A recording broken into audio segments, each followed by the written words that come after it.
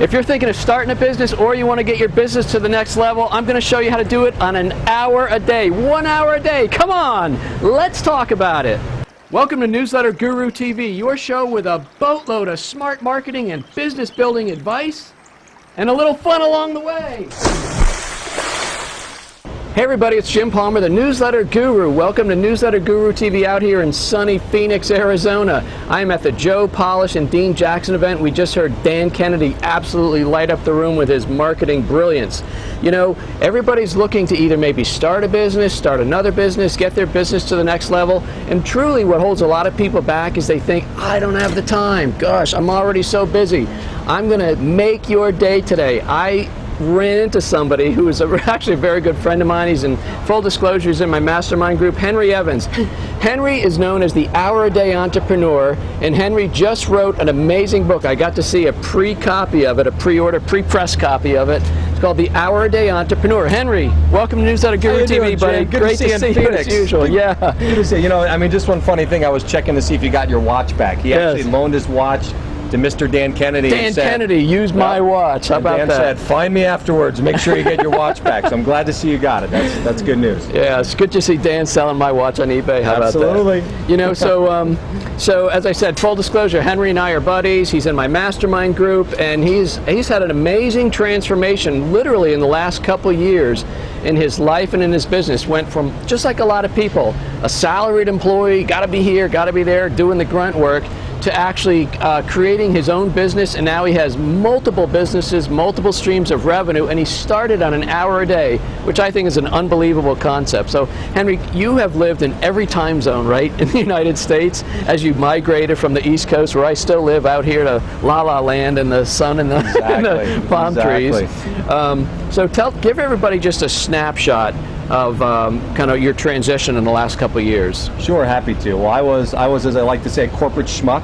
So maybe you can relate, working for the man, and it was actually missing a kindergarten event that one of my daughters have. I have 2 daughters, and it was missing that when I was traveling on business to the East Coast. I live in San Diego now, and that really made me think long and hard about what I was doing, where I was spending my time, and how I was, really living and leading my life. The priorities. And so just taking a step back, and then actually had a pretty big loss in the family too, and so that kind of spurred me on, and so I actually started studying Dan Kennedy, who's actually, we just saw speak, who's actually, he's a friend of both of ours, and just did a great job speaking. Started studying him and started working on a business literally an hour a day, because that's all I had. I'd go to work all day, I would spend some time with my wife and my 2 girls, and then would work from 9 to 10 or 10 to 11 at night, and then go to bed, and was able to build up a very successful company doing that.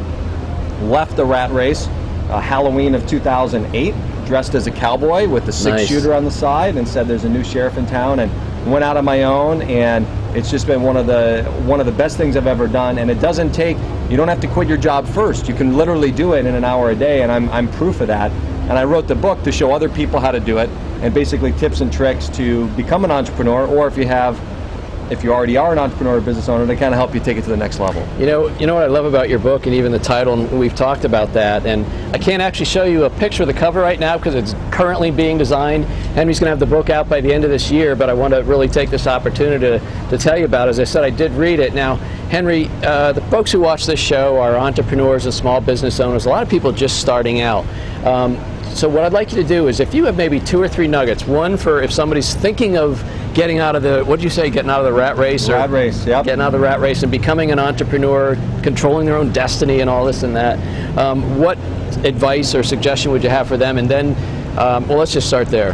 Yeah, that's a really good question. So the first thing that I did that I highly recommend is, if you're somebody that's already working for somebody else and you want to get out and you want to do, as Michael Gerber calls, have an entrepreneurial seizure, which is you want to go out on your own on some level for one reason or another.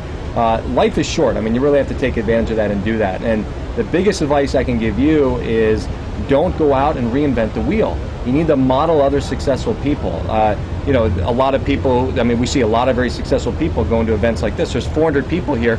Most of them are already successful because they're going out, they're seeking new information, they're continually learning, and that's just a huge secret. So don't think that you have to beat your head against the wall and figure it all out. Get involved in groups and mastermind groups. I run 4 mastermind groups, and I'm involved in 4 mastermind groups. And that was a big way for me to shortcut what I was doing. But study other people and model what other people are already doing. Study the successful. You know what holds a lot of people back, this occurred to me with mastermind groups, is getting in your first group, your first coach, something like that.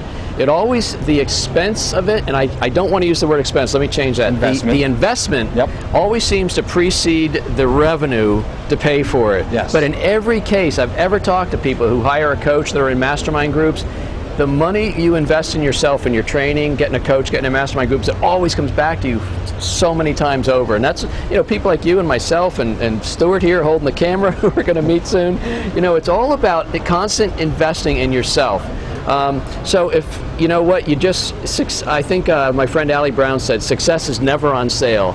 So a lot of people who may be thinking, when I get to a certain point, then I'm going to do this. When I get to a certain point, I'll hire a coach. You got to get out there and invest in yourself and see the return. It's the opposite, actually. It's the exact opposite. In order to get there, you have to do what successful people do. I mean, I still remember when I hired my first assistant, which if you haven't done that, start with the virtual assistant, $300 a month. You can get somebody in the Philippines who can help you and take things off your plate that you shouldn't be doing. But when I first did that, my productivity just soared, and that's because that's what successful people do.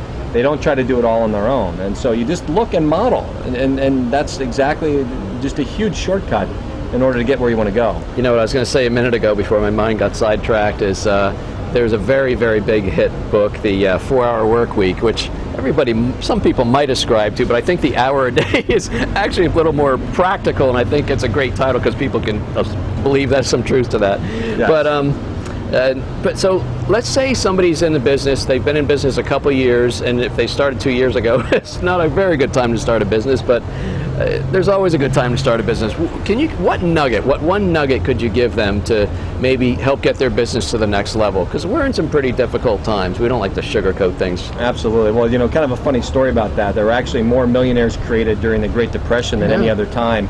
And everybody who I told I was starting up a business in 2008 thought I was nuts. And first year, it probably wouldn't happen to agree with them, but now, things have really taken off. And, the biggest thing I would say, which is just critically important, and to kind of use an analogy of basketball or sports, in basketball you can either be on offense or you can be on defense. You can be driving down the score, or you can be trying to prevent other people from scoring on you. And that's literally how you have to look at each day when you're an entrepreneur. Are you going to be on offense, which I really like, and are you working on your own schedule, your own agenda, or are you on defense, working for other people's agendas and other people's schedules and their priorities? And if you're an entrepreneur, you have to put your priorities first. And one of the cleanest and easiest ways to do that, make a daily priority or a daily goal list, top 3, top 4, top 5 things that you want to get done that are going to further you towards where you want to go. And you start on the first thing, never checking email first thing in the morning. Mm-hmm. You start doing the first thing on the list, and you don't stop until you get that first thing done. Whether it's 1 hour or it's 8 hours, you just don't stop till you get that done. And then when you look back on your day, you can save the last hour of the day for doing email or ever kind of catch-up work you need to do. But if you look back on the day, you'll have made progress towards what you really value. But you got to be on offense, not defense. Exactly. One of the things Henry just alluded to is, one thing entrepreneurs like to do is they like to build and create and think and try new stuff, and it's the shiny object on the wall. What's next? What's going to help my business? But really what helps you, this is what I would say, is you need to focus like a laser beam on what are the tasks and the things that you can do to generate the highest return, in this case revenue. When you focus on the high revenue things, like just as a for instance, if you're out there writing your own articles or you're just doing stuff that you could hire people to do, that's not going to bring you a huge return. You should be writing a book, you should be out traveling, you should be out speaking, you should be doing a lot of different things that are going to bring you a very high return. That's what you as the CEO and owner and entrepreneur should be doing. So Henry, what an awesome chance for us to get to talk and introduce you to my community. So when is the book officially supposed to be coming out? It's going to be coming out in January 2012. Okay. And the website's getting ready to go up. It's going to be thehouradayentrepreneur.com. Hour a Day Entrepreneur. Okay, we'll spread that out. Now, folks, it's my goal on Newsletter Guru TV to keep bringing you value, and I like to tell people, keep looking for ways within your business to add value to whether it's a product or service. When you keep heaping on more value for your customers, the customers you have right now, and you combine that with world-class service, your customers are going to stay longer, and that's a great thing because customers that stay longer end up spending more, right? And they refer more. I mean, Dan Kennedy said he's actually, I don't say that he took it out of my book, but it's the same language. Plug the holes in your bucket. Stop draining all your water. So listen, if you got some value out of this episode, what I'd like you to do is click the like button if you're watching this on Facebook. If you're watching it on Newsletter Guru TV, click the share button and share it with your friends, your other entrepreneurs through Facebook and Twitter. And you know, go out there and make somebody's day just a little bit brighter. Always make people feel special. Random acts of kindness. It really makes them feel good, makes you feel special. Until next episode, Henry, thank you very much, buddy. Thank you, Jim. Good to see you, buddy. Until next episode, this is Jim Palmer, the Newsletter Guru. You take care.